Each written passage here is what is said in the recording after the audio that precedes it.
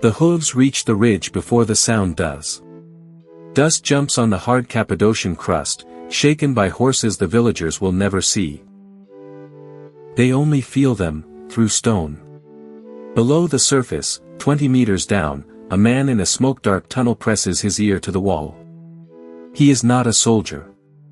He is a mason, a tunnel engineer in everything but name, and the rock is his early warning system. He feels the faintest tremor, like a distant drumroll traveling through volcanic tuff, and he knows the raiders have crested the rise. Above him, the plateau looks abandoned, doors swinging, cooking fires kicked out, wine jars overturned so they seem already looted. A village playing dead. But the play is almost over, and the timing is everything. In the throat of a sloping passage, a headman, gray in his beard, leather belt cutting into his tunic, counts the last 3 families still scrambling down the entry shaft.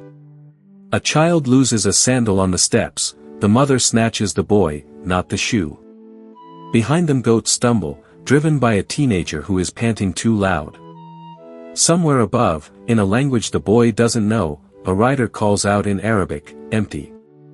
They ran. Another voice, in accented Greek, curses the slowness of the climb. The raiders have minutes before Byzantine patrols cross their own horizon, minutes to strip value from this place and turn back. Their commander, under green and dust-streaked banners of the Caliphate, is under orders: strike fast, no sieges, no delays. He can burn what he can reach. He cannot burn what he cannot find. That is the villager's only advantage. Down below, the priest is arguing with reality. He has wrapped the gospel book in a cloth under his cloak, icons bound face to face so the painted eyes do not look on the panic. Faster, the headman mutters, not to the priest but to the crowd behind him. The air in the first chamber is already thick with sweat, damp wool, stale ash. A girl clutches a chicken that keeps trying to burst from her arms, its heartbeat is a hammer against her ribs. Farther in a vaulted room that smells of past harvests, dried grain dust and mouse droppings, the same mason who listened to the hoofbeat stands in front of a carved stone, a disk of rock, taller than a child, fat as a millstone. This is his real work. The stone is already sitting in its groove, a vertical will snug inside a shallow notch in the wall. A central hole pierces it, just big enough for a hand, or for a spear, or for an eye. Around that eye there are faint chisel marks left by years of shaping, incremental, patient blows with iron tools. Behind the disk, in the deeper chambers, 200 souls are holding their breath without realizing it. The headman calls. Everyone. No one answers, because there is no honest answer. There is always someone missing. There is always a cousin who went to the fields, a shepherd too far along the ridge with the sheep. The priest wants to wait. The mason does not. His whole life is measured in how long air lasts in enclosed spaces. Every second the entrance stays open is another pocket of precious cool air that will be sucked into the lungs of the raiders' horses when they finally find it. Close, the mason says. His hand finds the central hole. So does the headman's. A final, hopeless glance up the sloping passage, brilliant sunlight at the top like the mouth of a furnace, and then they put their weight against the stone. It grinds, protesting, a deep animal sound, moving inch by inch until the passage is plugged. Daylight becomes a narrow crescent, then a line, then nothing. On the other side, hooves arrive. A raider dismounts, pushing open a half-latched door, his sword drawing arcs of dust motes in the empty air. He smells extinguished fires, but no cooking meat, no latrines, no bodies. A second rider laughs. They left in a hurry. They kick through scattered grain, slash open sacks that were never filled. One of them notices a rectangle in the floor that looks too regular. A stone that doesn't quite match the pattern. But there is no time to pry at it. The commander shouts, "Move on. Patrols." The horses turn. A few houses burn in frustrated punctuation, smoke blurring the sky. 5 meters below, families hear crackling they know as the sound of their own roofs dying. A child reaches instinctively for the door that isn't there, only the cold, circular back of the stone. His fingers find the rim. On the other side of that same stone, in our own time, tourists run their hands along the groove and take photos. The disc still sits in the wall of Derinku유's tunnels in modern Turkey, a fossilized decision, to disappear, completely, in the face of danger. And in the center hole, I invite you to imagine an eye, watching both ways, then and now. I am Professor Adrian Lockwell, and in this case file of the Archives of Humanity we are standing in front of a crime scene fingerprint the size of a millstone. The carved stone door is our witness. From this single object we're going to reconstruct not just one desperate morning in the 8th century, but an entire way of life in which a civilization decided that the safest direction to run was straight down. As I trace its edge, a question presses from the rock itself: were these underground cities an act of cowardice, an expression of faith, or an example of ruthless strategic genius? And what does it cost a society to live as if the sky is hostile? Cappadocia is not an obvious place to make a stand. Central Anatolia, in what is now Turkey, is a landscape sculpted by fire and time, layers of soft volcanic tuff laid down by ancient eruptions, then carved into chimneys and valleys by wind, rain, and human chisels. The softness of the rock is the key that unlocks this story. With iron or steel tools, you can cut into it almost as easily as into very hard soil. That geological accident turned this plateau into a three-dimensional chessboard. On the surface, villages, monasteries tucked into cliff faces, caravan routes crossing between empires. Below, a shadow world of tunnels and chambers, Derinkuyu, Kimakli, Ozkanak, and dozens of smaller, less famous networks. Some lie directly under modern towns, others sleep beneath fields, their entrance shafts forgotten. Archaeologists argue over the origin dates, but the broad picture is this: early cavities and storage pits may go back as far as the Late Bronze Age or Early Iron Age, Hittite and Neo-Hittite times, 16 to 800 years before Christ. But the deep, multi-level urban complexes we walk through today show heavy expansion in late Roman and Byzantine centuries, roughly from the 4th to the 10th century of our era, exactly when this plateau becomes a frontier between empires and faiths. The rock keeps the minutes. Tool marks, soot layers on the ceilings, plaster over older plaster, each is a timestamp. When we look closely, we see at least three things. First, the tunnels themselves, narrow, often only 1 to 2 meters high, pinched in at certain points on purpose. These constrictions are not accidents, they're defensive choke points, places where a single defender could block a passage while others retreat. Second, the infrastructure of staying alive, vertical ventilation shafts plunging 50 or 60 meters, carrying a slow draft of fresh air into the lowest levels. Wells that are only accessible from inside once the city is sealed, denying water to anyone stuck on the surface. Channels cut to drain waste, cleverly sloped floors that move smoke where it needs to go. And third, the mechanisms of refusal, the circular doors like the one our mason pushed shut, trap holes hidden in the floor, ceiling slits where defenders could dump sand or hot oil on intruders squeezing through. This is not the architecture of occasional camping. This is the architecture of a community that expects to be hunted. But who started this, and when? Ask 10 scholars who first cut into this rock, and you will collect at least 12 answers. One school points back to the Hittites, those Bronze Age kings whose tablets complain of enemy raids and burned cities long before Romans or Arabs marched here.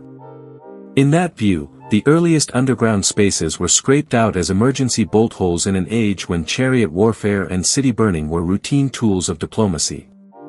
The supporting evidence is mostly circumstantial.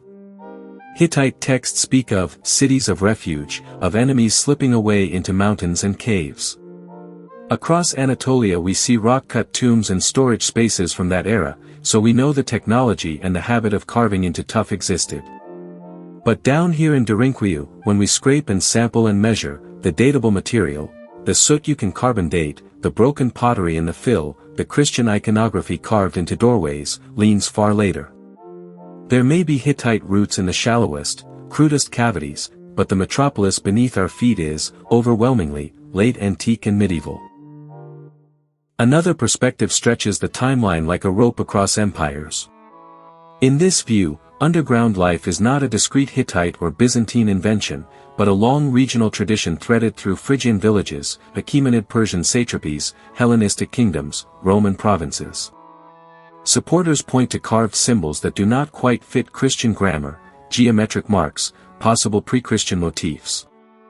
They note multi-phase plastering, storage silos recut and reused, suggesting that spaces were repurposed repeatedly, not created all at once. The continuity theory is seductive, because it replaces clean beginnings with a messy, human story, each century inheriting someone else's burrow and reshaping it to new fears. But the danger is that we start reading too much into every scratch in the rock. Not every triangle is a pagan symbol. Not every reused pit is proof of unbroken cultural memory. The mainstream archaeological view, for now, leans heavily toward the late Roman and Byzantine periods for the large-scale urbanization underground. From the 3rd century onward, central Anatolia occupies an increasingly precarious place. On one side, the Roman and then Byzantine state, Christianizing, centralizing, but stretched thin. On the other, first the Sasanian Persians, then, after the 7th century, the rising Muslim caliphates of Damascus and Baghdad. The Arab-Byzantine wars turned this plateau into an annual corridor of raids, fast, mounted, brutal. And threaded through this geopolitical tug-of-war are the lives of local Greek-speaking Christians, Armenians, Syriac communities, monks and peasants who cannot move their fields or their vineyards but can, with time, move their lives underground. So, were they primarily Christian projects? The evidence is visible every few meters: crosses pecked into walls, chapels cut into side chambers, small apses and even baptistries in some complexes. Greek inscriptions invoke Christ, the saints, sometimes donors' names. Wine presses stand where liturgy would have needed wine. These are not random holes rebranded with a few crosses. The faith of the communities is quite literally carved into the survival architecture. But we must be careful with stories. For a long time, a popular explanation claimed that these cities were built by early Christians fleeing Roman persecution, hiding from pagan imperial agents in the first 3 centuries after Christ. It's a dramatic image, catacomb-like warrens sheltering fragile congregations from a hostile empire. Yet the dating does not comfortably support this. Most of the structural expansion and the art belong to a later period, when Christianity is no longer an outlaw cult but the empire's own official religion. So if they were hiding, they were not only hiding from pagan Romans. They were sheltering from other Christians, doctrinal rivals in an age of theological civil wars, or from external armies who saw them less as heretics and more as loot. Here the interpretations collide. On one side, we have the pious sanctuary narrative, tunnels as refuges for monks and laity during moments of religious persecution, whether under pagan emperors, iconoclast rulers smashing images, or Muslim raiders whose religious difference is written into the fear. On the other, we have a colder, military-economic reading. These are not monastic hideouts but continuity machines, designed to protect what really matters in wartime economies: labor, seed grain, herds, tools, young bodies. Look closely and you see the second story literally in the floor plan. Whole levels of derinquiu are stables, with tie holes carved into walls, low troughs for fodder. There are communal kitchens large enough to feed hundreds, oil presses for lamp fuel, vast storage rooms whose capacity makes sense only if you imagine thousands of mouths. This is logistics, not just liturgy. And yet the chapels are there. The carved crosses are not camouflage, they are declarations. The priest in our opening minute is not an extra. In the crisis councils that decided when to vanish, he, along with the headman, the local landholder, the military captain if there was one, had a seat at the table. We are tempted to ask which interpretation is right. Were these sanctuaries of faith or strategic bunkers? But the daily reality collapses that neat binary. Belief and logistics, in a place like this, reinforce each other. A holy relic protected underground is also a symbol that tells frightened people the descent is righteous, not cowardly. A grain silo under a carved cross feeds bodies and confirms a story: God provides, but through chisels and backbreaking work. That brings us to a more intimate level of the puzzle: who actually went below when the bell rang? The scale of the chamber suggests entire communities, not just elites and their favorites. There are niches for lamps in every family-sized room, small stables that feel like they belong to a particular household's animals, grinding stones that would have kept children and elders busy while the men paced near the entrances, listening. Archaeobotanical remains, grain, seeds, point to storage for thousands, not dozens. But gaps remain. Did the local magnate, the tax collector, the lord in his fortified castron on a nearby hill stay above with a garrison while villagers vanished below? Or did even some elites share the suffocating dark when things were worst? Were these retreats a matter of days, a week at most, time to ride out a raid, or were there seasons of the year when life was expected to tilt downward, harvest safely stored below, families half living in the tunnels, ready to seal the door at the first dust cloud on the horizon? Somewhere in this rock are the echoes of arguments we will never hear, priests insisting a relic be given its own chamber while farmers demand that same space for grain, mothers begging for another lamp in the sleeping room while the engineer warns every flame eats their finite air. To understand why anyone would choose this suffocating refuge, we have to step back into the long shadow of war. From the 7th to the 10th centuries, the Arab-Byzantine frontier runs like a scar across Anatolia. The caliph's armies launch regular summer raids, the Awif, moving fast to seize prisoners, horses, and movable wealth, then withdrawing before a counterstrike. These are not formal wars of conquest with neat sieges and treaties. They are systemic harassment, a kind of permanent insecurity. Cavalry is the terror, fast, hard to ambush, devastating to exposed villages. Against horses, walls can help, but only if you can afford them, man them, and trust someone to send help before they are overwhelmed. Most Cappadocian hamlets could not. The genius, and the trauma, of the underground cities is that they changed the rules of that game. A raiding army cannot besiege what it cannot locate. A village that can make itself vanish within minutes robs the cavalry of its main weapons: surprise, speed, the shock of appearing out of nowhere and finding plunder already laid out. The raiders are left instead with empty houses, unlit hearths, doors that lead to nothing of value. Time is against them, imperial patrols are somewhere on the other side of the next ridge. So they burn what is easy to burn and move on, leaving behind a surface illusion of devastation and a subterranean population holding out in the dark. Strategically, it is brilliant asymmetric defense. Morally, it is ruthless. To pull it off, the community must agree, consciously or through drilled habit, that when the signal comes, you do not run back to save a neighbor who is late. You do not climb out, sword in hand, to fight for your roof. You disappear and listen. For those who read this as cowardice, there is an uncomfortable arithmetic to confront. A last stand in the fields may save a house or two and win someone a ballad. A vanishing act can save a whole generation's worth of hands to sow, backs to harvest, wombs to bear the next cohort. The wall carvings here are not sagas, they are scratch marks from people choosing collective endurance over individual glory. Yet that choice has a cost that doesn't show up in casualty numbers. Life underground stresses bodies and minds. The air is cooler, yes, but stale, lamp smoke clings to lungs, in the deeper levels, moisture seeps, inviting fungi and respiratory disease. Eyes strain in low light. Accidents in shafts, the fall of a careless child, a misstep by a goat, become tragedies in confined spaces. And then there is the listening, the knowledge that above you, buildings are burning while you sit in the dark, spending your courage on staying quiet. If we widen our lens beyond Cappadocia, we discover this is not an isolated reflex. Cappadocia is not alone in its instinct to disappear downward.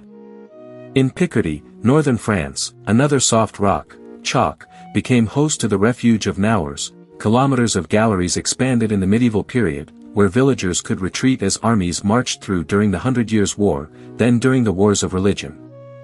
Centuries later, in the First World War, soldiers of many nations would leave graffiti on its walls, ghosts layered on ghosts. Across Europe, from Ireland to Brittany, souterrains, small underground passages and chambers, served as hiding places or secret storage against raiders and tax collectors. The logic repeats: when the surface is a highway for violence, depth becomes a weapon. And yet not every underground space is carved in fear. On the island of Malta, the house Aflini Hypogeum, dating from around 4000 to 2500 BC, is an elaborate subterranean complex used for ritual and burials, with acoustically remarkable chambers and red ochre paintings. No cavalry threat drove those Neolithic builders; they were going down to meet their dead, not to hide from the living. That parallel matters because some of Cappadocia's earliest cavities may also have had ritual or funerary uses before they were militarized. Archaeology shows us niches and chambers whose proportions feel ceremonial, only later hacked into for storage pits or defenses. There is a pattern here too: under pressure, societies repurpose what already exists. A sacred chamber can become a pantry, a tomb can become a watchpost. Into the spaces we cannot yet explain, however, pour less disciplined imaginations. Spend 5 minutes on certain corners of the internet and you'll find confident claims that Derinkuyu and its sisters were built by Atlanteans, by refugees from an Ice Age cataclysm, by aliens establishing bases under ancient Turkey. The circular doors become sci-fi hatches, the ventilation shafts become energy channels. These stories are satisfying in their own way because they relieve us of having to imagine that ordinary villagers with iron chisels and infinite patience did this themselves. But the evidence does not cooperate. Tool marks on the walls match what you'd expect from human hands, with the characteristic scars of metal edges, the step-like pattern of incremental chiseling. Organic remains in the fill, lamp soot on ceilings, animal bones in refuse pits can be dated, and they cluster overwhelmingly in the late antique and medieval periods, not in some lost ice age. The pottery sherds are familiar types, the inscriptions name bishops and saints, not star kings. The real story here is not less astonishing than the fantasies.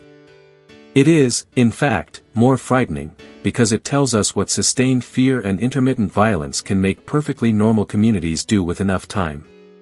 Somewhere between the 6th and 8th centuries, something on the surface breaks. Earlier, the empire, Rome, then Constantinople, defends this inland plateau with fortresses, field armies, a chain of garrisons. Cities build walls, farmers cluster in defended villages, lines of sight across open fields matter. Horizontal defense, towers, ramparts, trenches in the earth. Later, that fabric frays. The state cannot garrison every valley. Tax registers list villages the central authorities can no longer reliably protect. Arab raid patterns slip around static fortifications, choosing softer targets. Local magnates build small fortlets, castra, on hills, but their radius of practical protection is limited. At a certain point, enough families here reach the same conclusion: the empire's promises are theater. No one is coming over the ridge in time. And so they pivot, not by building higher walls, but by reimagining the playing field entirely. The battlefield ceases to be the open plain and becomes a series of vertical decisions: who is above, who is below, who controls the entrances between. This is innovation under pressure in its purest form. Against fast cavalry, they do not field more cavalry, they make cavalry irrelevant. Against the logic of the raid, arrive, devastate, gather loot, leave, they deploy absence. You cannot seize what you cannot see. You cannot enslave someone who has ceased, for the duration of your visit, to exist on your level.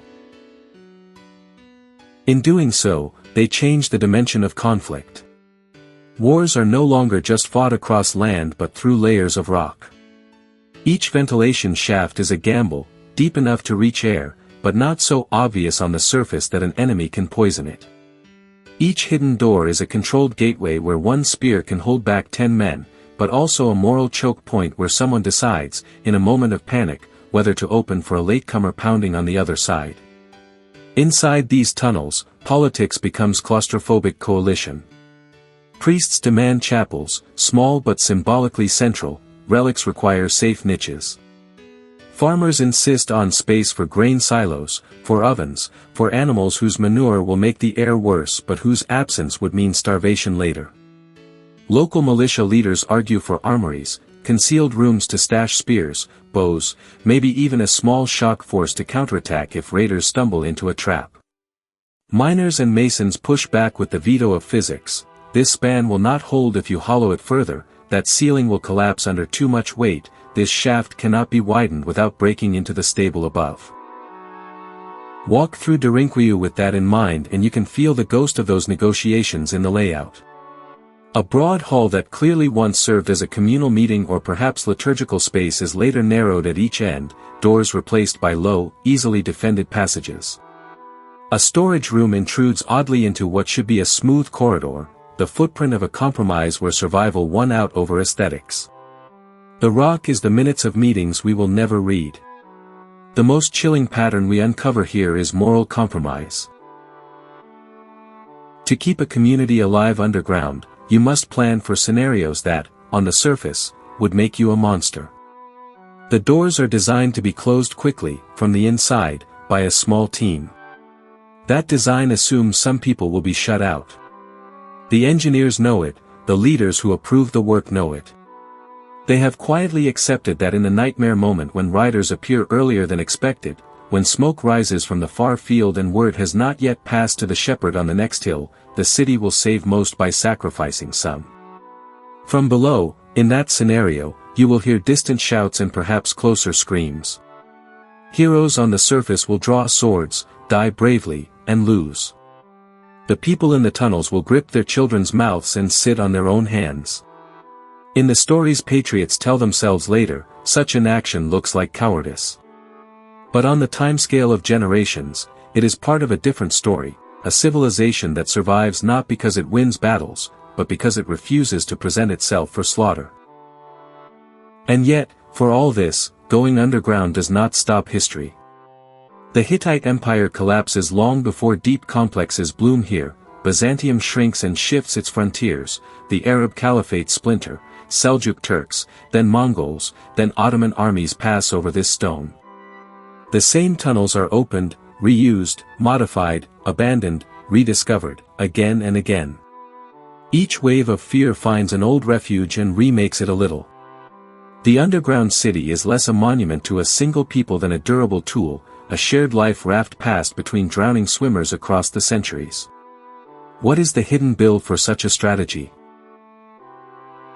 Labor, first of all, centuries of chisel strokes diverted from fields and workshops into rock. Every cubic meter gouged out down here represents hours not spent plowing, weaving, building on the surface. Those costs are paid in smaller harvests, in postponed houses, in children who grow up with calluses from carrying baskets of rubble instead of firewood.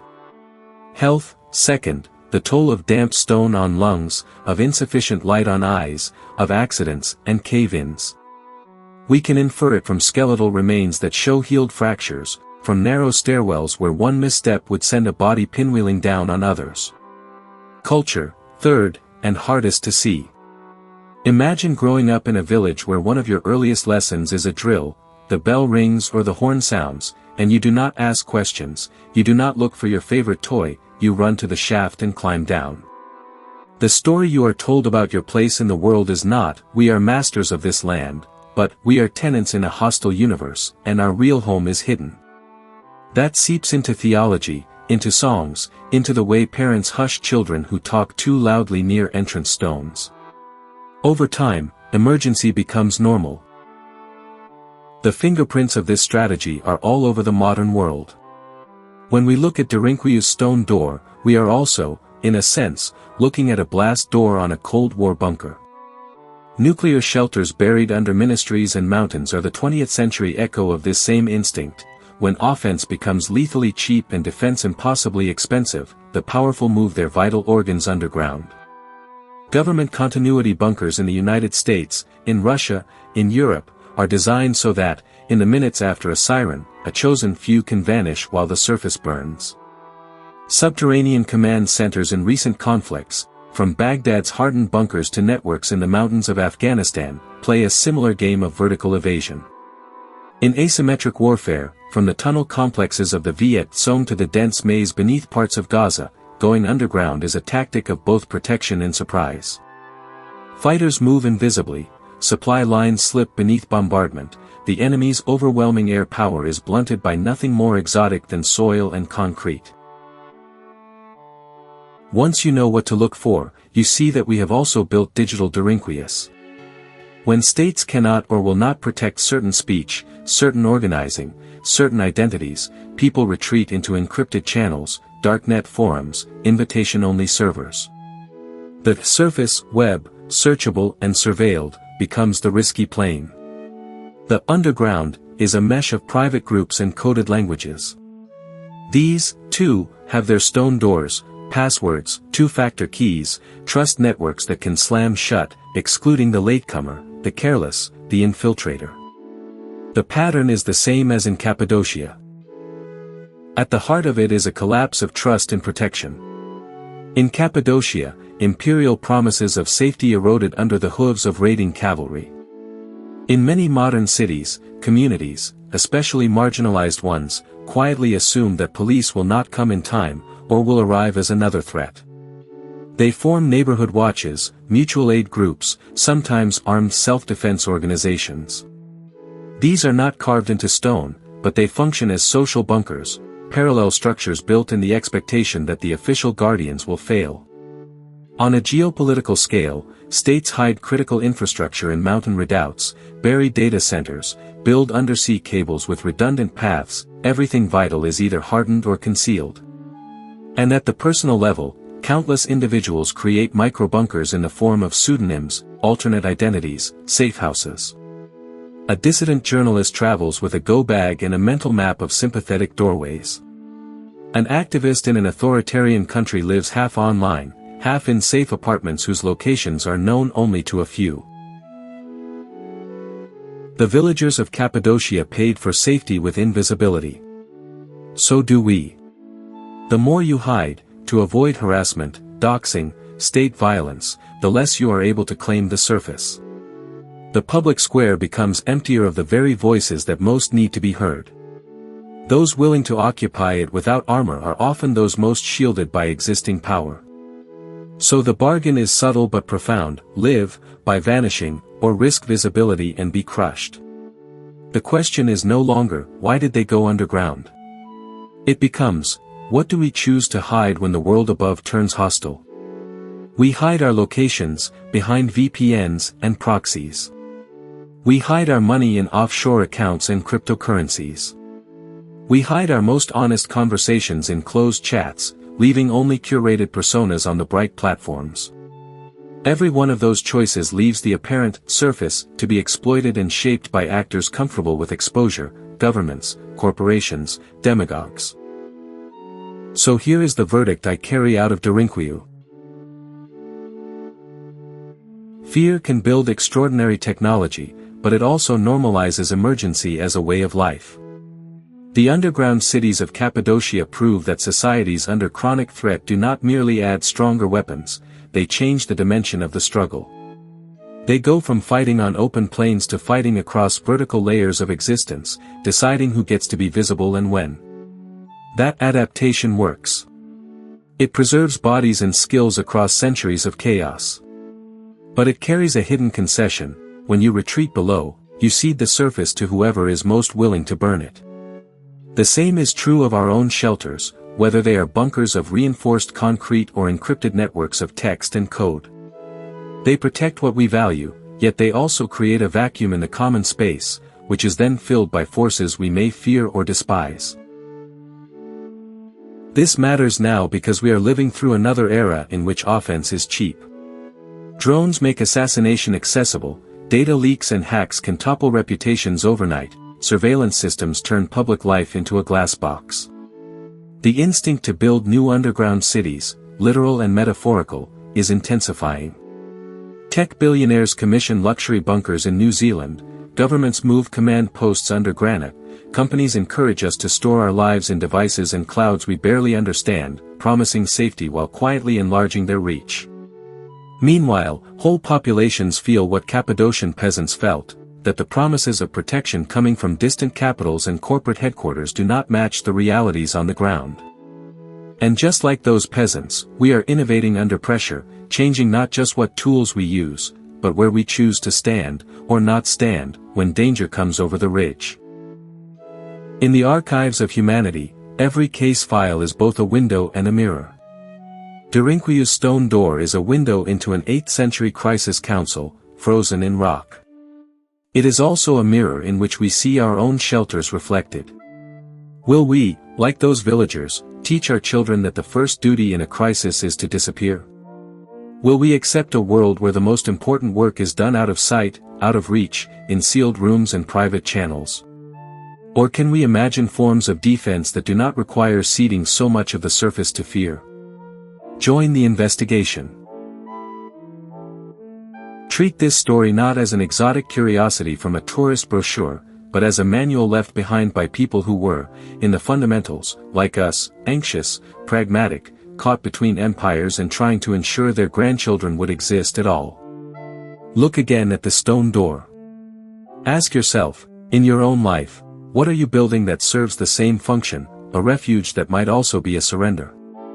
Share your evidence, the rituals you have adopted to stay safe online, the spaces in your city that function as informal shelters, the undergrounds, cultural, digital, or literal, you rely on but rarely name. Together we can map the new Derinquious before they harden into inevitabilities. And here is the legacy question I cannot shake, the one no archive can answer for you. Imagine you stand where that Cappadocian headman stood, hand on the central hole of the stone, raiders on the ridge, a cousin still not back from the fields. The priest is begging to wait, the mason is telling you the air will not last if you delay. You can close now and save 200 certain lives, or hold the door and maybe save a few more, at the risk of all. In your world, the door might be a login screen, a border, a policy, a platform's moderation switch. What do you do at that threshold, and who do you decide counts as, inside, your underground city? That answer will not be written on any wall. It will be written in what we build, what we hide, and whom we choose to leave outside when the sky, once again, turns hostile.